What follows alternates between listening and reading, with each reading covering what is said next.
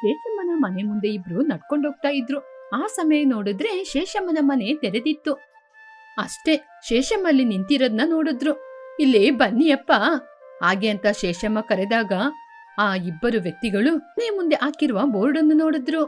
ಇವತ್ತು ಈ ಮುದುಕಿ ಜೊತೆ ನಾವು ಸಿಕ್ಕಾಕೊಂಡಿದ್ದೀವಿ, ಕವಿತೆ ಅಂತ ಹೇಳಿ ನಮ್ನ ಕೊಂದಾಕ್ಬಿಡ್ತಾಳೆ. ಹೌದು ಕಣೋ, ಯಾಕಾದ್ರೂ ಈ ದಾರಿಯಲ್ಲಿ ಬಂದು ಅಂತ ನನಗೂ ಕೂಡ ಏನೂ ಅರ್ಥ ಆಗ್ತಾ ಇಲ್ಲ. ಹಾಗೆ ಅಂತ ಇಬ್ಬರು ಆ ಕಡೆ ತಿರುಗಿ ಕೂಡ ನೋಡದೆ ಅಲ್ಲಿಂದ ಅತಿ ವೇಗವಾಗಿ ನಡ್ಕೊಂಡು ಹೋಗೇ ಬಿಟ್ರು. ಇವರಿಬ್ರಿಗೆ ಎಷ್ಟೊಂದು ಅಹಂಕಾರ. ನಾನ್ ಕರಿತಾ ಇದ್ದೀನಿ, ನಾನ್ ಕರೆದ್ರು ಕೂಡ ನಿಂತು ಕೂಡ ನನ್ನ ಮಾತಾಡ್ಸದೆ ಹಾಗೇನೆ ಹೊರಟೋಗ್ತಿದ್ದಾರೆ ಹೇಳಿ ಶೇಷಮ್ಮ ದಾರಿಯಲ್ಲಿ ಹೋಗುವವರನ್ನು ಬೈಯುತ್ತಾ ಮನೆಯಿಂದ ಹೊರಗಡೆ ಬಂದು ನಿಂತು ನೋಡಿದ್ರು. ನೋಡಿದಾಗ ಬಾಗಿಲ ಮೇಲೆ ಅಜ್ಜಿ ಇದ್ದಾರೆ, ಎಚ್ಚರಿಕೆಯಿಂದ ಇರಿ ಅಂತ ಬೋರ್ಡ್ ಅನ್ನು ಹಾಕಿರೋದನ್ನು ನೋಡಿದ್ರು. ಈ ಸೋಮಯ್ಯನಿಗೆ ಬೇರೆ ಕೆಲ್ಸನೇ ಇಲ್ಲ. ನಾಯಿಗಳಿದೆ ಎಚ್ಚರಿಕೆ ಅಂತ ಬೋರ್ಡ್ ಹಾಕುವ ಹಾಗೆ ಅಜ್ಜಿ ಇದೆ ಎಚ್ಚರಿಕೆ ಅಂತ ಇಲ್ಲಿ ಬೋರ್ಡ್ನ ಹಾಕಿದಾನ ಅವನು. ಹೀಗೆ ಅಜ್ಜಿ ಸೋಮಯ್ಯನನ್ನು ಕರೆದಾಗ ಸೋಮಯ್ಯ ಅವನ ಹೆಂಡತಿಯಾದ ರಾಮಲಮ್ಮನನ್ನು ಕರೆದುಕೊಂಡು ಹೊರಗಡೆ ಬಂದ. ಅಜ್ಜಿ, ಏನಜ್ಜಿ ಕರೆದ್ರಿ? ಏನೋ ನಾಯಿಗಳಿದೆ ಎಚ್ಚರಿಕೆ ಅಂತ ಬೋರ್ಡ್ ಹಾಕುವ ಹಾಗೆ ಅಜ್ಜಿ ಇದ್ದಾಳೆ ಎಚ್ಚರಿಕೆ ಅಂತ ಬೋರ್ಡ್ ಹಾಕಿದೀಯಾ? ನಿನಗೆ ಬರ್ತಾ ಬರ್ತಾ ನನ್ ಮೇಲೆ ಭಯನೇ ಇಲ್ದೆ ಆಗ್ಬಿಟ್ಟಿದೆ. ಮದುವೆಯಾದ ದಿನದಿಂದ ನಿನ್ನ ಹೆಂಡತಿ ಮಾತು ಕೇಳ್ಕೊಂಡು ಆಡ್ತೀಯಾ ನಿನ್ನ? ಏನಜ್ಜಿ ಬಾಯಿಗೆ ಬಂದ ಹಾಗೆ ಏನೇನೋ ಮಾತಾಡ್ತಿದ್ದೀರಾ? ಮಿಂದ ಜನರೆಲ್ಲ ತುಂಬಾನೇ ಕಷ್ಟಪಡ್ತಿದ್ದಾರೆ, ಅದಕ್ಕೇನೆ ಈ ರೀತಿ ಬೋರ್ಡ್ ಹಾಕಿದೀನಿ. ಯಾರಾದ್ರೂ ಈ ಕಡೆ ಮನೆ ಹತ್ರ ಬಂದ್ರೆ ಅವ್ರ ಮೇಲೆ ಅರಿಶಿನ ನೀರ್ ಹಾಕೋದು, ಇಲ್ಲದಿದ್ರೆ ಕವಿತೆ ಹೇಳಿ ಸಾಯಿಸೋದು. ಇದನ್ನ ಬಿಟ್ರೆ ಬೇರೇನ್ ಮಾಡ್ತಿದೀಯಾ? ರಾಮಲಮ್ಮ, ನೋಡ್ದ ನಿನ್ ಗಂಡ ನನ್ ಜೊತೆ ಮಾತಿಗೆ ಮಾತ್ ಬೆಳೆಸ್ತಾ ಇದ್ದಾನೆ. ಅವನ್ ಜೊತೆ ಹೇಳಿರು ಅಜ್ಜಿ ಜೊತೆ ಈಗ ಮಾತಾಡ್ಬಾರ್ದು ಅಂತ. ಅಯ್ಯೋ ಅಜ್ಜಿ, ನಾನ್ ಏನ್ ಅಜ್ಜಿ ಮಾಡೋದು? ಇಲ್ಲಿ ನೋಡೆ, ಮನೆಯೊಳಗೆ ಹೋಗಿ ಸ್ವಲ್ಪ ದೃಷ್ಟಿ ತೆಗಿಲಿಕ್ಕೆ ಬೇಕಾದ ಮೆಣಸು ನಿಂಬೆ ಹುಳಿ ಎಲ್ಲ ಎತ್ಕೊಂಬ. ನಿನ್ ಗಂಡನಿಗೆ ಏನೋ ದೃಷ್ಟಿಯಾಗಿದೆ, ಅವನ್ನ ನಿಲ್ಸಿ ನಾನು ಹೊರಗಡೆ ದೃಷ್ಟಿ ತೆಗಿತೀನಿ. ಅಯ್ಯೋ ಅಜ್ಜಿ, ನಿನ್ನ ಮೂಢನಂಬಿಕೆನು ನೀನು. ನಿನ್ನಿಂದ ನೆಮ್ಮದಿಯಾಗಿ ಇರ್ಲಿಕ್ಕೆ ಆಗಲ್ಲ. ಏನೋ ನಿನ್ ತಾತನ್ ತರಾನೇ ಮಾತಾಡ್ತೀಯಾ? ನಿನ್ ತಾತ ಕೂಡ ಹೀಗೇನೆ, ಯಾವಾಗ್ಲೂ ಇದೇ ರೀತಿ ಮಾತಾಡ್ತಾ ಇರ್ತಾರೆ. ನಿನ್ನ ಅಪ್ಪ ನಿನ್ ತಾತನ್ ತರನೇ ಇದ್ದ. ಇವಾಗ ನೀನು ನಿಮ್ಮ ಅಪ್ಪನ ರೀತಿನೇ ಏನೇನೋ ಬಾಯಿಗೆ ಬಂದಂಗ್ ಮಾತಾಡ್ತಾ ಇದ್ದೀಯಾ? ಏನಮ್ಮ ನೀನು ಇಲ್ಲೇ ನಿಂತಿದೀಯಾ? ನಾನು ದೃಷ್ಟಿ ತೆಗಿಬೇಕು ಅಂತ ಹೇಳ್ತಾ ಇದ್ದೀನಿ, ನೀನ್ ನನ್ ಮಾತು ಕೇಳ್ದೆ ನೀನು ಕೂಡ ಹಾಗೆ ನಿಂತಿದೀಯಾ? ಈ ಅಜ್ಜಿಯಿಂದ ದಿನೇ ದಿನೇ ನಾನು ಸಾಯ್ತಾ ಇದ್ದೀನಿ. ಅದ್ರಿಂದನೇ ನನ್ನ ಅಜ್ಜಿ ಇದ್ದಾರೆ ಎಚ್ಚರಿಕೆಯಿಂದ ಇರಿ ಅಂತ ಮನೆ ಮುಂದೆ ಇಷ್ಟು ದೊಡ್ಡ ಬೋರ್ಡ್ ಹಾಕಿದ್ದೀನಿ. ಹೀಗೆ ದಿನಗಳು ಕಳೀತಾ ಇತ್ತು. ಆದ್ರೆ ಅಜ್ಜಿ ಮಾತ್ರ ಪುಸ್ತಕವನ್ನು ಬರೆಯುವುದು, ಕವಿತೆಯನ್ನು ಬರೆಯುವುದನ್ನು ನಿಲ್ಲಿಸಲಿಲ್ಲ. ಒಂದು ದಿನ ದೂರದ ಸಂಬಂಧಿಕನಾದ ರಂಗಯ್ಯ ಅಜ್ಜಿಯ ಮನೆಗೆ ಬಂದ. ಅಜ್ಜಿ, ಅಜ್ಜಿ. ಯಾರಪ್ಪ ಅದು? ಮನೆ ಅಂಗಳದಲ್ಲೇ ನಿಂತ್ಕೋ, ಇವಾಗ ಬರ್ತೀನಿ ಹಾಗೆ ಅಂತ ಅಜ್ಜಿ ಹೊರಗಡೆ ಬಂದ್ರು. ರಂಗ, ಹೇಗಪ್ಪ ಇದೀಯಾ? ಹೋಗಿ ಕೈಕಾಲ್ ಮುಖ ತೊಳ್ಕೊಂಬ, ಆಮೇಲೆ ಮನೆಯೊಳಗೆ ಬರುವಂತೆ ಹಾಗೆ ಅಂತ ಹೇಳಿದಾಗ ರಂಗಯ್ಯ ಹೋಗಿ ಕೈಕಾಲ್ ಮುಖ ತೊಳ್ಕೊಂಬಂದ. ಅಜ್ಜಿ ಮನೆಯೊಳಗೆ ಹೋಗಿ ಅರಿಶಿನ ನೀರನ್ನು ತಂದು ಅವನ ಮೇಲೆ ಹಾಕಿದ್ರು. ಏನಜ್ಜಿ, ಅರಿಶಿನ ನೀರೆಲ್ಲ ತಗೊಂಬಂದು ಮೇಲೆ ಹಾಕ್ತಾ ಇದ್ದೀರಾ? ಇಲ್ಲ ಕಣೋ, ನೀನು ಈ ಊರೊಳಗೆ ಬಂದಾಗ ಎಷ್ಟು ಜನರು ನಿನ್ನ ನೋಡಿರ್ತಾರೆ. ಅವಾಗ ಅವರ ದೃಷ್ಟಿ ಎಲ್ಲ ನಿನ್ ಮೇಲೆ ಆಗಿರುತ್ತೆ. ನಿನ್ ಜೊತೆ ಯಾರು ಕೇಳಲಿಲ್ವಾ ಎಲ್ಲಿಗೋಗ್ತಾ ಇದೀಯಾ ಅಜ್ಜಿ ಮನೆಗ ಅಂತ? ನಿಮ್ಗೆ ವಯಸ್ಸಾದ್ರೂ ಕೂಡ ನಿಮ್ಮೊಳಗಿರುವ ಗುಣಗಳು ಸಾಯಲೇ ಇಲ್ಲ. ಹೌದು, ಸೋಮಯ್ಯ ಎಲ್ಲಿ ಕಾಣ್ತಾನೆ ಇಲ್ಲ? ಸೋಮಯ್ಯನೋ ರಾಮಲಮ್ಮನೋ ಮಾರ್ಕೆಟಿಗೆ ತರಕಾರಿ ತಗೊಂಬರ್ಲಿಕ್ಕೆ ಹೋಗಿದ್ದಾರೆ. ಸರಿ ಬಾ ಕೂತ್ಕೋ, ನಾನೊಂದು ಕವಿತೆ ಬರ್ದಿದ್ದೀನಿ, ನಿನಗೆ ತೋರಿಸ್ತೀನಿ ಹಾಗೆ ಅಂತ ಕರ್ಕೊಂಡೋದ್ರು. ಏನಜ್ಜಿ, ನಿಮಗೆ ವಯಸ್ಸಾದ್ರೂ ಕೂಡ ಇನ್ನೂ ಕವಿತೆ ಬರೆಯೋದ್ನ ನೀವು ಇನ್ನೂ ನಿಲ್ಸ್ಲಿಲ್ವಾ? ಹೀಗೆ ಅಜ್ಜಿ ಅವನನ್ನು ಮನೆಯೊಳಗೆ ಕರ್ಕೊಂಡೋಗಿ ಕೂರಿಸಿ ಅವರು ಬರೆದಿರುವ ಕವಿತೆಯನ್ನು ಹೇಳಲು ಆರಂಭಿಸಿದ್ರು. ಬೆಳಗ್ಗಿನ ಸಮಯದಲ್ಲಿ ಕಣ್ತೆರೆಯಲು ಸಾಧ್ಯವಾಗದಿರುವಂತಹ ಪರಿಸ್ಥಿತಿಯಲ್ಲೂ ಕೂಡ ನಮ್ಮ ಮನಸ್ಸು ಬೇಕು ಎನ್ನುವಾಗ ಅದನ್ನು ತೃಪ್ತಿಯಿಂದ ಸೇವಿಸುವುದರಿಂದ ನಮ್ಮ ಮನಸ್ಸು ನೆಮ್ಮದಿಯಾಗುತ್ತೆ. ಅಂತಹ ಅಮೃತವನ್ನು ನಮ್ಮ ಮನಸ್ಸು ಕೇಳುತ್ತೆ. ಅಯ್ಯಯ್ಯೋ, ಏನೋ ತಿಳಿಯದೆ ಇವ್ರ ಮನೆಯೊಳಗೆ ಬಂದ್ಬಿಟ್ಟೆ. ಕವಿತೆ ಅಂತ ಹೇಳಿ ನಮ್ ಜೀವ ತಿಂತಿದ್ದಾರೆ. ನಾನಿವಾಗ ಏನಾದ್ರೂ ಹೇಳಕ್ಕೋದ್ರೆ ಈ ಮುದುಕಿ ನನ್ ಜೀವ ತಿನ್ನುತ್ತೆ. ಇವಾಗ ಹೇಗೆ ಈ ಮುದುಕಿಯಿಂದ ತಪ್ಪಿಸ್ಕೊಳ್ಳೋದು? ಲೇ, ಹೇಗಿದೆ ನನ್ ಕವಿತೆ? ಇದರ ಅರ್ಥ ಏನು ಅಂತ ಗೊತ್ತಾ? ಬೆಳಗ್ಗಿನ ಜಾವದಲ್ಲಿ ಎದ್ದೇಳುವಾಗ ಕಣ್ ತೆರೆಯಲು ಕಷ್ಟಪಟ್ಕೊಂಡಿರುತ್ತೆ. ಆವಾಗ ನಮ್ಮ ಮನಸ್ಸಿನೊಳಗಿಂದ ಒಂದೇ ಒಂದು ಅಮೃತವಾದ ಕೋರಿಕೆ ಹೊರಬರುತ್ತೆ. ಅದನ್ನ ಬಿಟ್ರೆ ಬೆಳಗ್ಗಿನ ಜಾವದಲ್ಲಿ ನಮ್ಮ ಮನಸ್ಸು ಏನು ಕೇಳಲ್ಲ.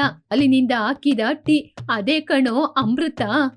ಅರೆ, ಇದ್ರಲ್ಲಿ ಇಷ್ಟು ದೊಡ್ಡ ಅರ್ಥ ಇದೆಯಾ? ಇವಾಗ ಹೇಗೆ ತಪ್ಪಿಸ್ಕೊಳ್ಳೋದಿ ಮುದುಕಿಯಿಂದ? ಹಾಗೆ ಅಂತ ಆಲೋಚನೆ ಮಾಡ್ತಾ ಇದ್ದಾಗ ಮಾರ್ಕೆಟಿಗೆ ಹೋದ ಸೋಮಯ್ಯ ಅವನ ಹೆಂಡತಿ ಬಂದ್ರು. ಲೇ ರಂಗ, ಹೇಗೋ ಇದ್ದೀಯಾ? ಚೆನ್ನಾಗಿದ್ದೀಯಾ? ಆ ಸೋಮಯ್ಯ, ನಾನು ಚೆನ್ನಾಗಿದ್ದೀನಿ. ಸರಿ ರಾಮಲಮ್ಮ, ಬೇಗ ಹೋಗಿ ಅಡಿಗೆ ಮಾಡು. ರಂಗ ತುಂಬಾ ಹೊತ್ತಿನಿಂದ ಹಸಿವಿನಲ್ಲೇ ಇದ್ದಾನೆ. ಇಲ್ಲ ಕಣೋ ಸೋಮಯ್ಯ, ಹಸುವಿಗೆ ನೀರಿಡದೆ ಮರ್ತ್ಬಿಟ್ಟು ಬಂದ್ಬಿಟ್ಟೆ. ನಾನು ಇವಾಗ್ಲೇ ಹೊರಡ್ಬೇಕು. ನಾನು ಹೊರಡ್ತೀನಿ. ಏ ಮುದುಕಿ, ನಿನ್ನ ಘೋರವಾದ ಕವಿತೆಗಳಿಂದ ರಂಗಯ್ಯನಿಗೆ ಭಯಪಡಿಸಿದೀಯಾ?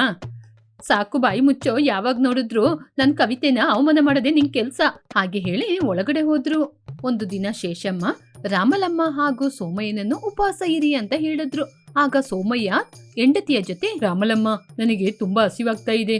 ಈ ಅಜ್ಜಿ ಏನೋ ಉಪವಾಸ ಅಂತ ಬೆಳಗ್ಗಿಂದ ಒಂದು ಹನಿ ನೀರ್ ಕೂಡ ಕುಡಿಯಕ್ಕೆ ಬಿಡ್ತಾನೆ ಇಲ್ಲ. ನಾವು ಮನೆಯಲ್ಲೇ ಇದ್ರೆ ಈ ಅಜ್ಜಿ ನಮ್ನ ಏನು ತಿನ್ನಕ್ಕೆ ಬಿಡೋದಿಲ್ಲ. ನಾವು ಹೊರಗಡೆ ಹೋಗಿ ಏನಾದ್ರೂ ತಿಂದು ಬರೋಣ ಬಾ. ಹಾಗೆ ಅಂತ ಮಾತಾಡ್ತಾ ಇರುವಾಗ ಅಜ್ಜಿ ಬಂದ್ರು. ಎಲ್ಲಿ ಇಬ್ರು ಎಲ್ಗೋ ಹೊರಡ್ತಾ ಇದ್ದೀರಾ? ಅಜ್ಜಿ, ಅದು ಏನೂ ಇಲ್ಲ ಅಜ್ಜಿ, ನಾವು ದೇವಸ್ಥಾನಕ್ಕೆ ಹೋಗ್ತಾ ಇದ್ದೀವಿ. ಹೌದು, ಈ ಬಿಸಿಲಿನ ಸಮಯದಲ್ಲಿ ದೇವಸ್ಥಾನಕ್ಕೆ ಹೋಗ್ತೀರಾ? ತಿನ್ನಕ್ತಾನೆ ಹೋಗೋದು, ನಂಗೆ ಗೊತ್ತು ಹೇಳಿ ಅವ್ರನ್ನ ಕರ್ಕೊಂಡೋಗಿ ಒಂದು ರೂಮ್ ಒಳಗೆ ಹಾಕಿ ಹೊರಗಡೆ ಬೀಗ ಕೂಡ ಹಾಕಿ ಬಂದು ಕೂತ್ಕೊಂಡ್ರು. ಇವರಿಬ್ರು ನನ್ನನ್ನೇ ಯಾಮಾರಿಸಿ ಹೊರಗಡೆ ಹೋಗಿ ತಿನ್ಬೇಕು ಅಂತ ಇದ್ದೀರಾ? ನಾನೇನು ಅಷ್ಟೊಂದು ಮುಟ್ಟಾಳಿನಾ? ಹಾಗೆ ಅಂತ ಹೇಳ್ಕೊಂಡು ಪಕ್ಕದ ರೂಮಿಗೆ ಹೋಗಿ ಮಲಗಿದ್ರು. ಅವರ ಮನೆ ಮುಂದೆ ಒಬ್ಬ ಕಳ್ಳ ನಿಂತು ಅವರ ಮನೆಯನ್ನೇ ನೋಡ್ತಾ ಇದ್ದ. ಇವ್ರ ಮನೆನ ನೋಡಿದ್ರೆ ತುಂಬಾ ಹಣ ಇರುವ ಮನೆ ರೀತಿ ಕಾಣಿಸ್ತಾ ಇದೆ. ಒಳಗೆ ತುಂಬಾ ಏನಾದ್ರೂ ಇಟ್ಟಿರ್ತಾರೆ. ಹಾಗೆ ಅಂತ ಹೊರಗಿನಿಂದ ಒಳಗೆ ಬಂದು ಒಳಗೆ ಎಲ್ಲಾ ಕಡೆ ನೋಡಿದ. ಮೊದ್ಲು ಈ ಗಾಡ್ರೇಜ್ ಅನ್ನು ನೋಡ್ಬೇಕು. ಇದ್ರಲ್ಲಿ ಚಿನ್ನಾಭರಣಗಳು ಜಾಸ್ತಿ ಇರುತ್ತೆ. ಮೊದ್ಲು ಇದನ್ನ ಎತ್ಕೊಂಡು ಹೋಗ್ಬೇಕು. ಹಾಗೆ ಅಂತ ಆಲೋಚನೆ ಮಾಡುವಾಗ ಅವನ ಶಬ್ದವನ್ನು ಕೇಳಿ ಅಜ್ಜಿ ಅವನ ಹಿಂದೆ ಬಂದು ನಿಂತ್ರು. ಅವನನ್ನು ನೋಡಿ ಕೋಪದಿಂದ, ಏನೋ ಕಳ್ಳನ್ ಮಗನೇ, ನನ್ ಮನೆಯೊಳಗೆ ಬಂದು ಕಳ್ಳತನ ಮಾಡ್ಬೇಕು ಅಂತ ಇದೀಯಾ? ನಿನ್ನ ನಾನು ಸುಮ್ನೆ ಬಿಡ್ತೀನಾ? ಅಜ್ಜಿ, ದಯವಿಟ್ಟು ನನ್ನ ಕ್ಷಮಿಸಿ ಅಜ್ಜಿ. ಇನ್ಮುಂದೆ ಯಾವುದೇ ಕಾರಣಕ್ಕೂ ಈ ಕಡೆ ಬರದೇ ಇಲ್ಲ. ಹಾಗೆ ಅಂತ ಹೇಳಿದಾಗ ಅಜ್ಜಿಗೆ ಶಕ್ತಿ ಜಾಸ್ತಿ ಅಲ್ವಾ? ಮೆಲ್ಲೆ ಹೋಗಿ ಸೋಮಯ್ಯನನ್ನು ಕರ್ಕೊಂಡ್ಬಂದು ಅವನನ್ನು ಅಲ್ಲೇ ಕೂಡಾಕಿದ್ರು. ಅಜ್ಜಿ, ಅಜ್ಜಿ, ಯಾರಿವನು? ಯಾಕೆ ನಮ್ಮನೆಯೊಳಗೆ ಬಂದು ನಿಂತಿದ್ದಾನೆ? ಇವನು ದೊಡ್ಡ ಕಳ್ಳತನ ಮಾಡ್ಲಿಕ್ಕೆ ನಮ್ಮನೆಯೊಳಗೆ ಬಂದಿದ್ದಾನೆ. ಅದಕ್ಕೆ ಇವನ್ನ ಹಿಡಿದು ಕೂಡಾಕಿದೀನಿ. ಹಾಗೆ ಹೇಳಿದಾಗ ಅವರು ಆಶ್ಚರ್ಯಪಟ್ರು. ಸರಿ, ನಿನ್ನ ನಾನು ಬಿಡ್ತೀನಿ, ಆದ್ರೆ ನಾನು ಹೇಳುವ ಕವಿತೆಗೆ ನೀನು ನಂಗೆ ಅರ್ಥ ಹೇಳ್ಬೇಕು. ಅಜ್ಜಿ ಹೇಳಿ, ನಿಮ್ ಕವಿತೆಗೆ ಸರಿಯಾದ ಅರ್ಥ ಹೇಳ್ತೀನಿ. ಹಾಗೆ ಹೇಳಿದಾಗ ಅಜ್ಜಿ ಕವಿತೆಯನ್ನು ಹೇಳಲು ಆರಂಭಿಸಿದ್ರು. ಕಳ್ಳ ಆ ಕವಿತೆಯನ್ನು ಕೇಳ್ತಾ ಕೇಳ್ತಾ ಅವನಿಗೆ ತಲೆನೇ ಸುತ್ಬಿಡ್ತು. ಹೇಗೆ ಈ ಮನೆಯಿಂದ ತಪ್ಪಿಸ್ಕೊಳ್ಳೋದು ಅಂತ ಅಜ್ಜಿಯನ್ನೇ ನೋಡ್ತಾ ನಿಂತಿದ್ದ. ಅಯ್ಯೋ, ಈ ಅಜ್ಜಿಯ ಕವಿತೆಗೆ ದೊಡ್ಡ ನಮಸ್ಕಾರ. ಬದುಕಿದ್ರೆ ತಣ್ಣೀರ್ ಕುಡ್ದಾದ್ರೂ ಬದುಕ್ಬೋದು. ಹಾಗೆ ಅಂತ ಅಲ್ಲಿಂದ ಓಡಿ ಹೋಗೋಣ ಅಂತ ಅಲ್ಲಿಂದ ಓಡಿಯೇ ಹೋದ. ಹೀಗೆ ಓಡಿ ಬರುವಾಗ ಮನೆಯ ಮುಂದೆ ಇರುವ ಬೋರ್ಡನ್ನು ನೋಡಿದ. ಅಲ್ಲಿ ಅಜ್ಜಿ ಇದ್ದಾರೆ, ಭದ್ರವಾಗಿ ಇರಿ ಅಂತ ಬರೆದಿದ್ದನ್ನು ನೋಡಿ, ಅಯ್ಯೋ ದೇವ್ರೆ, ಇಲ್ಲಿ ಅಜ್ಜಿ ಇದ್ದಾರೆ, ಹುಷಾರಾಗಿರಿ ಅಂತ ಬರ್ದಿದ್ದಾರೆ. ನಾನೇ ಇದನ್ನ ನೋಡ್ಲಿಲ್ಲ. ಇನ್ ಮುಂದೆ ಈ ಕಡೆ ಹೆಜ್ಜೆನೇ ಇಡೋದಿಲ್ಲ. ಹಾಗೆ ಅಂತ ಕಿರ್ಚಾಡ್ಕೊಂಡು ಓಡಿಯೇ ಹೋದ. ಮನೆಯೊಳಗೆ ಸೋಮಯ್ಯ ರಾಮಲಮ್ಮ ಇಬ್ರು ನಗ್ತಾ ಇದ್ರು. ನೋಡಿದ್ರ ಅಜ್ಜಿ, ನೀವು ಕವಿತೆಯನ್ನು ಹೇಳುವುದನ್ನು ನೋಡಿ ಕಳ್ಳ ಕೂಡ ನಿಮಗೇನೋ ಹುಚ್ಚಿ ಹಿಡಿದಿದೆ ಅಂತ ನೀವೇನಾದ್ರೂ ಮಾಡ್ಬಿಡ್ತೀರಾ ಅಂತ ಇಲ್ಲಿಂದ ಓಡಿಯೇ ಹೋದ. ಹೀಗೆ ಅಜ್ಜಿ ದಿನದಿಂದ ದಿನಕ್ಕೆ ಮನೆಗೆ ಯಾರೇ ಬಂದ್ರು ಅವರಿಗೆ ಕವಿತೆ ಅಂತ ಅಜ್ಜಿಯ ಕವಿತೆಗಳನ್ನು ಹೇಳಿ ಅವರ ತಲೆ ತಿಂತಿದ್ರು. ಊರಿನಲ್ಲಿರುವ ಜನರು ಟಿಫಿನ್ ತಿನ್ಲಿಕ್ಕೆ ಶಂಕರಯ್ಯ ಹೊಸದಾಗಿ ಆರಂಭಿಸಿರುವ ಹೋಟೆಲ್ ಬಳಿ ಹೋಗುವುದನ್ನು ನೋಡಿ ಅಡಿಗೆ ಮಾಡುವ ಅಜ್ಜಿಗೆ ಕೋಪ ಬಂತು. ಅಡಿಗೆ ಮಾಡುವ ಅಜ್ಜಿ ಹೆಸರು ರಂಗಮ್ಮ. ಅವರು ಎಷ್ಟೋ ವರ್ಷಗಳಿಂದ ಎಲ್ಲರಿಗೆ ಅಡಿಗೆ ಮಾಡಿ ಕೊಡುವುದರಿಂದ ಅಡಿಗೆ ಮಾಡುವ ಅಮ್ಮ ಅಂತ ಅವರಿಗೆ ಹೆಸರು ಬಂತು. ಅಂದ್ರೆ ಹೊಸದಾಗಿ ಶಂಕರಯ್ಯ ಹೋಟೆಲ್ ಅನ್ನು ಆರಂಭಿಸುವುದರಿಂದ ಅಡುಗೆ ಮಾಡುವ ಅಜ್ಜಿಯ ಮನೆಗೆ ಯಾರೂ ಹೋಗಲಿಲ್ಲ. ಅದರಿಂದ ಅವರಿಗೆ ತುಂಬಾ ಕೋಪ ಬಂತು. ಏನು ಮಾಯೆ ಇದು? ಮನೆಗೆ ಬಂದವರಿಗೆ ಏನ್ ಬೇಕು ಅಂತ ಕೇಳಿ ಅವ್ರ ಇಷ್ಟ ಪ್ರಕಾರ ಮಾಡಿ ಕೊಡ್ತಾ ಇದ್ದೆ. ಆದ್ರೆ ಇವಾಗಿರುವ ಜನರು ಹೋಟೆಲ್ ಅಂತ ಹೋಗಿ ಯಾವಾಗ್ಲೋ ಮಾಡಿದ ಅಡಿಗೆಗೆ ಹಣ ಕೊಟ್ಟು ತಿಂತಾ ಇದ್ದಾರೆ. ಹೀಗೆ ಕೋಪದಿಂದ ಆಲೋಚನೆ ಮಾಡ್ತಿದ್ರು. ಸ್ವಲ್ಪ ಸಮಯದಲ್ಲೇ, ಇಷ್ಟು ದಿನದಿಂದ ನಾನು ಅಡಿಗೆ ಮಾಡಿ ಕೊಡುವಾಗ ಈ ಜನರು ತಿಂತಾ ಇದ್ರಲ್ವಾ, ಇವಾಗ ನನ್ನ ಅಡಿಗೆ ಬೇಡ ಅಂತ ಹೋಟೆಲಿಗೆ ಹೋಗ್ತಾ ಇದ್ದಾರಾ? ಏ ಶಂಕರಯ್ಯ, ನಾನ್ ಯಾರು ಅಂತ ನಿಂಗೆ ತೋರಿಸ್ತೀನಿ ಕಣೋ. ಇನ್ನು 3 ದಿನದಲ್ಲಿ ನಿನ್ನ ಹೋಟೆಲ್ನ ಮುಚ್ಚದಿದ್ರೆ ಹೆಸರನ್ನ ನಾನು ಬದಲಾಯಿಸ್ಕೋತೀನಿ. ಇದು ನಿನಗೂ ನನಗೂ ಶಪಥಾನೆ. ಹೀಗೆ ಅಡಿಗೆ ಮಾಡುವ ಅಜ್ಜಿ ಹೊಸದಾಗಿ ಹೋಟೆಲ್ ಅನ್ನು ಆರಂಭಿಸಿದ ಶಂಕರಯ್ಯನ ಮೇಲೆ ತುಂಬಾನೇ ಕೋಪದಿಂದಿದ್ರು. ಇದೇ ಸಮಯಕ್ಕೋಸ್ಕರ ಕಾಯ್ತಾ ಇದ್ದ ಅಡುಗೆ ಅಜ್ಜಿಗೆ ಅವರ ಸಮಯ ಕೂಡ ಅವರನ್ನು ಹುಡುಕಿಕೊಂಡು ಬಂತು. ಶಂಕರಯ್ಯನ ಮುಂದೆ ಏನೋ ಜಗಳ ನಡೀತಿರುವುದನ್ನು ನೋಡಿ ಅಡುಗೆ ಅಜ್ಜಿ ಅಲ್ಲಿಗೆ ಹೋದ್ರು. ಏನಿದು, ಇಲ್ಲೇನೋ ಜಗಳ ನಡೀತಾ ಇದೆ. ಈ ಶಂಕರಯ್ಯನ ಕಾಲು ಎಳಿಯಕ್ಕೆ ಇದೇ ಸರಿಯಾದ ಸಮಯ. ಹಾಗೆ ಅಂತ ಅಲ್ಲಿಗೆ ಹೋದ್ರು. ಶಂಕರಯ್ಯ, ನಿನ್ನ ನಂಬಿತಾನೆ ನಾವಿಲ್ಲಿ ಊಟ ಮಾಡಕ್ಕೆ ಬರ್ತಾ ಇದೀವಿ. ಇಷ್ಟು ದಿನ ನಿನ್ ಮೇಲೆ ಒಂದು ನಂಬಿಕೆ ಇತ್ತು ಕಣೋ. ಇನ್ ಮುಂದೆ ಆ ನಂಬಿಕೆನ ನೀನು ಕಳ್ಕೊಂಡ್ಬಿಟ್ಟೆ. ಅದಲ್ಲ ಕಣೋ, ಒಮ್ಮೆ ನಾನು ಹೇಳೋದ್ನ ಕೇಳೋ. ಏನೋ ನೀನ್ ಹೇಳೋದ್ ನಾವ್ ಕೇಳೋದು? ಆ ಹುಡ್ಗ ನೇರವಾಗಿ ಹೇಳ್ತಾ ಇದ್ದಾನಲ್ವಾ ನೀನು ಮೋಸ ಮಾಡ್ತಾ ಇದ್ದೀಯ ಅಂತ. ಇನ್ನು ನೀನ್ ಹೇಳಕ್ಕೆ ಇದ್ರಲ್ಲಿ ಏನಿದೆ? ಇಲ್ ನೋಡಿ ಪ್ರಜೆಗಳೇ, ಇವನು ಹೋಟೆಲ್ ಇಟ್ಟಿದ್ದಾನೆ ಅಂತ ಇವನ್ ಜೊತೆನೆ ಬಂದು ಊಟ ಮಾಡ್ತಾ ಇದ್ದೀರಲ್ವಾ? ಕಣ್ಣ ಮುಂದೆನೆ ಇಷ್ಟೊಂದು ಮೋಸಗಳನ್ನ ಮಾಡ್ತಾ ಇದ್ದಾನೆ ಅಂದ್ರೆ ಇವನು ಮಾಡುವಂತಹ ಆಹಾರ ಪದಾರ್ಥದಲ್ಲಿ ಎಷ್ಟೊಂದು ಕಲಬೆರಕೆನ ಮಾಡಿರೋದಿಲ್ಲ. ನನಗೆ ಇದೆಲ್ಲ ಯಾಕೆ ಬೇಕು? ನನ್ನ ಹತ್ರ ಒಬ್ರು ಬಂದ್ರು ಕೂಡ ಅವರಿಗೆ ಹೊಟ್ಟೆ ತುಂಬಾ ಅಡಿಗೆ ಮಾಡಿ ನಾನು ಕೂಡ ಕಳಿಸ್ತಾ ಇದ್ದೀನಿ. ಆದ್ರೆ ನಿಮಗೆಲ್ಲ ಇದೇ ತಾನೇ ಬೇಕು. ಹಾಗೆ ಅಂತ ಅಜ್ಜಿ ಹೇಳ್ಬೇಕಾದ ವಿಚಾರವನ್ನೆಲ್ಲ ಹೇಳಿ ಅಲ್ಲಿಂದ ಹೊರಟು ಹೋದ್ರು. ನಿಜವಾಗ್ಲೂ ಅಜ್ಜಿಗೆ ಅಲ್ಲಿ ಏನ್ ನಡೀತು ಅಂತಾನೆ ಗೊತ್ತಿಲ್ಲ. ಆದ್ರೆ ಅಲ್ಲಿ ಬಂದಿರುವ ಜನರೆಲ್ಲ ಆ ಕ್ಷಣ ಅಲ್ಲಿ ಏನ್ ನಡೀತು ಅಂತ ಏನು ಕೂಡ ಅರ್ಥ ಮಾಡಿಕೊಳ್ಳದೆ ಊಟಕ್ಕೆ ಬಂದವರೆಲ್ಲ ಹಿಂದಿರುಗಿ ವಾಪಸ್ ಹೋದ್ರು. ಇರ್ಲಿ, ಆ ಶಂಕರಯ್ಯನ ಹೋಟೆಲಿಗೆ ಇವತ್ತು ಯಾರು ಕೂಡ ಹೋಗ್ಲೇ ಇಲ್ಲ. ನನಗ್ ಬೇಕಾಗಿದ್ದು ಕೂಡ ಇದೇ ತಾನೇ. ಹಾಗೆ ಅಂತ ಅಂದುಕೊಂಡ್ರು. ಹೀಗೆ ನಿಧಾನವಾಗಿ ಅಡಿಗೆ ಅಜ್ಜಿಯ ಮನೆಗೆ ತುಂಬಾ ಜನರು ಬರಲು ಆರಂಭಿಸಿದ್ರು. ಹೀಗೆ ಅಡಿಗೆ ಅಜ್ಜಿಯ ಮನೆಗೆ ನಿಧಾನವಾಗಿ ಜನರು ಬರುವುದರಿಂದ ಅದರಿಂದ ಅವರಿಗೆ ಲಾಭ ಕೂಡ ಅಧಿಕವಾಗಿರೋದ್ರಿಂದ ಅಜ್ಜಿ ತುಂಬಾನೇ ಸಂತೋಷ ಪಟ್ರು.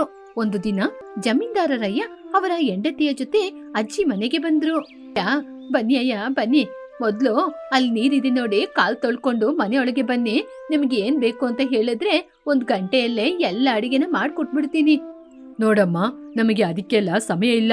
ನಾವು ಬೇರೆ ಊರಿಗೆ ಹೋಗ್ಬೇಕಾದವರು. ಹೀಗೆ ಗಂಟೆಗಳಾಗುತ್ತೆ ಅಂದ್ರೆ ನಮ್ಮಿಂದ ಆಗಲ್ಲ. ಅಯ್ಯೋ ಏನಯ್ಯ ಹಾಗೆ ಹೇಳ್ತಾ ಇದ್ದೀರಾ? ನಿಮ್ಗೆ ಬೇಕಾಗಿದ್ದು ಮಾಡಿಕೊಡಕ್ಕೆ ನಂಗೆ ಸಮಯ ಬೇಕಲ್ವಾ?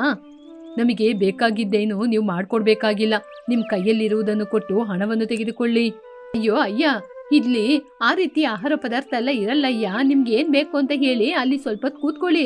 1 ಗಂಟೆಯಲ್ಲಿ ಎಲ್ಲನೂ ಮಾಡ್ಕೊಡ್ತೀನಿ. ಹೀಗೆ ಜಮೀನ್ದಾರರಯ್ಯ ಅಲ್ಲಿಂದ ಎದ್ದು ಹೊರಗಡೆ ನಡ್ಕೊಂಡ್ಬಂದ್ರು. ಎದುರಲ್ಲಿಯೇ ಒಂದು ಹೋಟೆಲ್ ಇರುವುದನ್ನು ಗಮನಿಸಿ ಅಲ್ಲಿಗೆ ಹೋದ್ರು.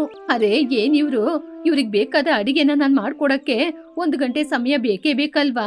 ಇವ್ರನ್ನ ಹೇಗೆ ನಾನು ಅಲ್ಲಿ ಕಳ್ಸೋದು? ಇದೇ ಸರಿಯಾದ ಸಮಯ. ಇವ್ರನ್ನ ಅಲ್ಲಿಗೆ ನಾನು ಕಳ್ಸೋದೇ ಇಲ್ಲ. ಜಮೀನ್ದಾರರವರ ಕುಟುಂಬದವರನ್ನು ನಿಲ್ಲಿಸಲು ಎಷ್ಟೇ ಪ್ರಯತ್ನ ಪಟ್ಟರು ಅವರಿಂದ ಸಾಧ್ಯವಾಗಲಿಲ್ಲ. ಹೀಗೆ ಜಮೀನ್ದಾರರು ನೇರವಾಗಿ ಹೋಟೆಲಿಗೆ ಹೋಗಿ ಆವಾಗ ಅಲ್ಲಿ ತಯಾರಾಗಿರುವ ಆಹಾರ ಪದಾರ್ಥವನ್ನು ತಿಂದು ಹೊರಟ್ರು. ಅದನ್ನು ನೋಡಿದ ಅಡುಗೆ ಅಜ್ಜಿಗೆ ಹೊಟ್ಟೆ ಕಿಚ್ಚು ಜಾಸ್ತಿ ಆಯ್ತು. ನನ್ ಜೊತೆ ಏನು ಬೇಡ ಅಂತ ಹೇಳಿ ನನ್ ಮಾತ್ ಕೇಳದೆ ಏನೇನೋ ಯಾವಾಗ್ಲೂ ಮಾಡಿಟ್ಟ ಅಡಿಗೆಯನ್ನು ತಿನ್ಲಿಕ್ಕೆ ಆ ಹೋಟೆಲಿಗೆ ಹೋದ್ರಲ್ವಾ? ಇವರಿಗೆ ಬೇಕೇ ಬೇಕು. ಪಕ್ಕದೂರಿನ ಜಮೀನ್ದಾರರೇ ಶಂಕರಯ್ಯನ ಹೋಟೆಲಿಗೆ ಹೋಗಿ ಊಟ ಮಾಡ್ತಾ ಇದ್ದಾರೆ ಅಂದ್ರೆ ಅವನ ಹೋಟೆಲಲ್ಲಿ ಅಡುಗೆ ಚೆನ್ನಾಗಿದೆ ಅಂತ ತಾನೇ ಅರ್ಥ.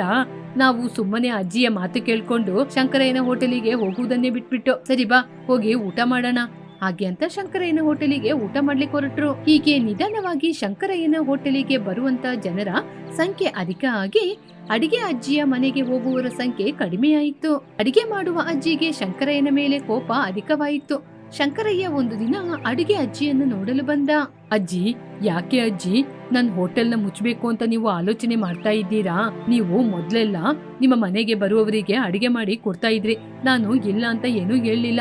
ಆದ್ರೆ ಕಾಲಕ್ರಮೇಣ ಜನಗಳ ಪರಿವರ್ತನೆ ಬದಲಾಗಿ ಅವರು ಹೀಗೆ ಹೋಟೆಲ್ ಬಳಿ ಎಲ್ಲ ಬಂದು ಊಟನ ಮಾಡ್ತಾ ಇದ್ದಾರೆ. ನೀವು ಮಾಡೋದು ನಾನ್ ಮಾಡೋದು ಇನ್ನೊಬ್ಬರ ಹೊಟ್ಟೆಯನ್ನು ತುಂಬಿಸುವ ಕೆಲಸ. ಆಗಿರುವಾಗ ನಿಮಗೆ ಯಾಕೆ ಅಜ್ಜಿ ನನ್ ಮೇಲೆ ಹೊಟ್ಟೆ ಕಿಚ್ಚು? ನಾನು ಸ್ವಲ್ಪ ವರ್ಷಗಳಿಂದ ಎಲ್ಲರಿಗೂ ಅಡಿಗೆ ಮಾಡಿ ಹೊಟ್ಟೆ ತುಂಬಿಸ್ತಾ ಇದ್ದೀನಿ. ಆಗಿರುವಾಗ ನಿನಗೂ ನನಗೂ ಏನೋ ಪೈಪೋಟಿ. ನಾನು ಅಡಿಗೆ ಮಾಡಿದ ವರ್ಷಗಳಿಂದ ಹೊರಗಿನ ಊರಿಂದ ಎಲ್ಲ ಬಂದು ನನ್ನ ಮನೆಯಲ್ಲಿ ಊಟ ಮಾಡ್ಕೊಂಡು ಹೋಗ್ತಿದ್ರು. ಅಯ್ಯೋ ಅಜ್ಜಿ, ನೀವ್ ಹೇಳೋದೇನೋ ಸರಿನೇ. ಆದ್ರೆ ತುಂಬಾ ವರ್ಷಗಳ ಹಿಂದೆ ಜನರಿಗೆ ತಾಳ್ಮೆ ಎನ್ನುವುದು ತುಂಬಾನೇ ಇತ್ತು. ಅದರಿಂದ ನೀವು ಮಾಡಿಕೊಡುವ ಅಡಿಗೆಯನ್ನು ಗಂಟೆಗಟ್ಲೆ ಕೂತು ತಿಂತಾ ಹೋಗ್ತಾ ಇದ್ರು. ಆದ್ರೆ ಇವಾಗಿರುವ ಜನರಿಗೆ ತಾಳ್ಮೆ ಎನ್ನುವುದು ತೀರಾ ಇಲ್ಲ. ಅದಕ್ಕೇನೆ ನಿಮ್ ಜೊತೆ ಬರ್ಲಿಕ್ಕೆ ಆಲೋಚನೆ ಮಾಡ್ತಾ ಇದ್ದಾರೆ. ನನ್ ಜೊತೆ ಬರ್ಲಿಕ್ಕೆ ಆಲೋಚನೆ ಮಾಡ್ತಾ ಇದ್ದಾರೆ ಅಂದ್ರೆ ನಿನ್ ಜೊತೆ ಬರ್ಲಿಕ್ಕೆ ಸಂತೋಷ ಪಡ್ತಿದ್ದಾರಾ? ಇನ್ನ ಚಪ್ಪೆ ಅಡಿಗೆ ತಿನ್ಲಿಕ್ಕೆ ಯಾರೋ ಬರ್ತಾರೆ. ರುಚಿ ಪಚಿ ಇಲ್ಲದಂತಹ ಅಡಿಗೆನ ಮಾಡಿ ಅದಕ್ಕೆ ಹೋಟೆಲ್ ಅಂತ ಇಟ್ಬಿಟ್ರೆ ಜನರು ಬಂದ್ಬಿಡ್ತಾರಾ? ಅಯ್ಯೋ ಅಜ್ಜಿ, ನಿಮ್ಮ ರೀತಿ ಅಡಿಗೆ ಮಾಡ್ಲಿಕ್ಕೆ ನಂಗೆ ಗೊತ್ತಿಲ್ಲ ಅಜ್ಜಿ. ಹೇಳಕ್ಕೋದ್ರೆ ನಾನು ಕೂಡ ನಿಮ್ಮ ಅಭಿಮಾನಿನೇ. ಆ ಅಡಿಗೆ ಕೈ ರುಚಿಯನ್ನು ನೋಡಿ ನಿಮ್ಮನ್ನು ನೋಡಿನೇ ನಾನು ಕೂಡ ಹೋಟೆಲ್ ಇಟ್ಕೋಬೇಕು ಅಂತ ಆಲೋಚನೆ ಮಾಡಿದ್ದು. ಇದೆಲ್ಲ ನಾನು ಯಾಕೆ ಹೇಳ್ತಾ ಇದ್ದೀನಿ ಅಂದ್ರೆ ನೀವು ನನ್ ಜೊತೆ ಒಮ್ಮೆ ಬನ್ನಿ. ನಾನ್ ಯಾಕೋ ನಿನ್ ಜೊತೆ ಬರ್ಬೇಕು? ನಾನ್ ಬರಲ್ಲ ಕಣೋ. ಇಲ್ಲಿ ನೋಡಿದ್ರ ಇದೇ ನಿಮ್ಮ ಹಠ. ಬನ್ನಿ ಅಜ್ಜಿ. ಹೀಗೆ ಶಂಕರಯ್ಯ ಅಡುಗೆ ಅಮ್ಮನನ್ನು ಕರ್ಕೊಂಡು ಹೊರಟ. ಎಲ್ಲಿಗೆ ಹೋಗ್ತಾ ಇದ್ದೀನಿ ಅಂತ ಅಜ್ಜಿಗೆ ಗೊತ್ತಾಗ್ಲಿಲ್ಲ. ಆದ್ರೆ ಅವನ ಕೈ ಹಿಡ್ಕೊಂಡು ಅವನ ಕಡೆಗೆ ಹೋದ್ರು. ಹೀಗೆ ಅಜ್ಜಿಯನ್ನು ತನ್ನ ಹೋಟೆಲಿಗೆ ಕರ್ಕೊಂಡೋಗಿ ಸ್ವತಃ ಅವನೇ ಊಟವನ್ನು ಹಾಕಿ ಅದನ್ನು ಅಜ್ಜಿ ಬಾಯಿಗೆ ಇಟ್ಟ. ಅಜ್ಜಿ, ಇದು ನನ್ನ ಕೈ ರುಚಿ, ನಿಮಗೆ ಇಷ್ಟ ಆಗದೆ ಹೋಗ್ಬೋದು. ಅಡಿಗೆ ನಿಮಗೆ ಇಷ್ಟ ಆಗದಿದ್ರು ನಿಮ್ಮ ಹೊಟ್ಟೆ ತುಂಬಿಸ್ಲಿಕ್ಕೋಸ್ಕರ ನಾನು ಊಟ ಮಾಡಿಸ್ತಾ ಇದ್ದೀನಿ ಅಲ್ವಾ, ಹೊಟ್ಟೆ ತುಂಬಾ ಊಟ ಮಾಡಿ. ಹೀಗೆ ಶಂಕರಯ್ಯ ಅಡುಗೆ ಅಮ್ಮನಿಗೆ ಹೊಟ್ಟೆ ತುಂಬಾ ಊಟ ಮಾಡಿಸ್ದ. ಎಷ್ಟೋ ವರ್ಷಗಳಿಂದ ಯಾರು ಇಲ್ಲದೆ ಒಬ್ಬಂಟಿತನದಿಂದ ಇದ್ದವರಿಗೆ ಅವನ ಮಾತು ಪ್ರೀತಿಯನ್ನು ಕೊಟ್ಟಿತ್ತು. ಊಟ ಮಾಡಿದ್ರ ಅಂತ ಕೇಳುವವರು ಕೂಡ ಯಾರು ಇರ್ಲಿಲ್ಲ. ಆದ್ರೆ ಇವತ್ತು ಶಂಕರಯ್ಯ ಊಟ ಮಾಡಿ ಮಾಡಿ ಅಂತ ಅವನೇ ಸ್ವತಃ ತಿನ್ಸಿದ್ರಿಂದ ಅಜ್ಜಿಗೆ ಕಣ್ಣಲ್ಲಿ ಕಣ್ಣೀರು ಬಂತು. ಅವನು ತೋರಿಸಿದ ಆರೈಕೆ ಅಜ್ಜಿಗೆ ತುಂಬಾನೇ ಸಂತೋಷವಾಗಿ ಅವನ ಹತ್ತಿರವಾದ್ರು. ಜಿ, ಯಾಕೆ ಜಿ ಕಣ್ಣೀರಾಗ್ತಾ ಇದ್ದೀರಾ? ಖಾರ ಜಾಸ್ತಿ ಇದೆಯಾ? ಸ್ವಲ್ಪ ನೀರ್ ತಗೊಂಬರ್ಲಾ? ಕಣ್ಣೀರು ಖಾರದಿಂದ ಬರ್ತಾ ಇಲ್ಲಪ್ಪ. ಇಷ್ಟು ವರ್ಷಗಳಿಂದ ಯಾರು ಕೂಡ ನನ್ ಜೊತೆ ಇಷ್ಟೊಂದು ಪ್ರೀತಿಯಿಂದ ಮಾತಾಡ್ಸ್ಲೇ ಇಲ್ಲ. ನೀನೆ ಇವತ್ತು ಮೊದಲನೇ ಸಲ ನನಗೆ ಊಟ ತಿನ್ಸಿದೀಯ. ನನಗೂ ಕೂಡ ನಿಮ್ನ ನೋಡಿ ನಮ್ ತಾಯಿ ರೀತಿ ಯೋಚನೆ ಆಗ್ಬಿಡ್ತು. ಅದಕ್ಕೇನೆ ನೀವು ಎಷ್ಟೇ ಸಲ ನನ್ನ ಬೈದ್ರು, ಏನೇನೋ ಮಾತಾಡಿದ್ರು, ನನಗೆ ನಿಮ್ನ ಏನು ಹೇಳಲು ಸಾಧ್ಯವಾಗ್ಲಿಲ್ಲ. ಅದರಿಂದನೇ ನನ್ನಿಂದ ಏನು ಹೇಳಲು ಸಾಧ್ಯವಾಗ್ಲಿಲ್ಲ. ಇವತ್ ನನ್ನ ತಾಯಿಯ ಹುಟ್ಟುಹಬ್ಬ, ಅದಕ್ಕೇನೆ ನಿಮ್ಮ ಹತ್ರ ಬಂದು ಊಟ ತಿನ್ಸ್ದೆ. ನಿಮಗೆ ಊಟವನ್ನು ತಿನ್ಸುವಾಗ ನನ್ನ ತಾಯಿಗೆ ತಿನ್ಸಿದ ಹಾಗೇನೆ ಆಯ್ತು. ಅಜ್ಜಿ, ನನ್ನನ್ನು ಕ್ಷಮಿಸಿ, ಏನ್ ತಿಳ್ಕೊಬೇಡಿ. ಹೀಗೆ ಶಂಕರಯ್ಯ ಅಜ್ಜಿಯನ್ನು ಪ್ರೀತಿಯಿಂದ ಮಾತನಾಡಿಸಿದಾಗ ಅಜ್ಜಿಯು ಸಮಾಧಾನವಾದ್ರು. ಶಂಕರಯ್ಯ, ಒಂದ್ ಕೆಲ್ಸ ಮಾಡೋಣ, ಅವಸರವಾಗಿ ಹೋಟೆಲಿಗೆ ತಿನ್ಲಿಕ್ಕೆ ಬಂದವರಿಗೆ ನೀನ್ ಅಡಿಗೆ ಮಾಡಿ ಕೊಡು, ರುಚಿಗೆ ಬಂದವರಿಗೆ ನಾನ್ ಅಡಿಗೆ ಮಾಡಿ ಕೊಡ್ತೀನಿ. ಹೀಗೆ ಇಬ್ರು ಕೂಡ ಒಂದೇ ಕಡೆ ಅಡಿಗೆಯನ್ನು ಮಾಡಿಕೊಟ್ಟು ಒಂದೇ ಹೋಟೆಲ್ನ ನಿಭಾಯಿಸಿದ್ರೆ ಎಲ್ರಿಗೂ ಸಂತೋಷ ತಾನೇ? ಹೀಗೆ ಮಾಡಿದ್ರೆ ಎಲ್ರಿಗೂ ಸಂತೋಷ ತಾನೇ? ಒಂದೇ ಕಡೆ ಒಳ್ಳೆ ರೀತಿಯ ಆಹಾರ ಪದಾರ್ಥವನ್ನು ಕೊಡೋಣ. ಇದಕ್ಕೆ ನೀನು ಒಪ್ಕೋತೀಯಾ? ಅಜ್ಜಿ, ಇದಕ್ಕೆ ನಾನು ಒಪ್ಕೊಳ್ಳಲ್ವಾ? ನನ್ನ ತಾಯಿ ನನ್ನ ಜೊತೆ ಇರ್ತೀನಿ ಅಂತ ಹೇಳಿದ್ರೆ ನಾನು ಬೇಡ ಅಂತ ಹೇಳ್ತೀನಾ? ಹೀಗೆ ಅಡಿಗೆ ಅಜ್ಜಿ ಹೇಳಿದ ಮಾತಿಗೆ ಶಂಕರಯ್ಯ ಒಪ್ಪಿಕೊಂಡ. ಇಬ್ಬರು ಒಪ್ಪಿಕೊಂಡ ಕಾರಣ ಸಂತೋಷದಿಂದ ಒಂದೇ ಕಡೆ ರುಚಿಕರವಾದ ಅಡಿಗೆಯನ್ನು ಮಾಡಿಕೊಡ್ತಾ ಇದ್ರು. ಜನರು ಅಧಿಕವಾಗಿ ಬರ್ತಾ ಇದ್ರು.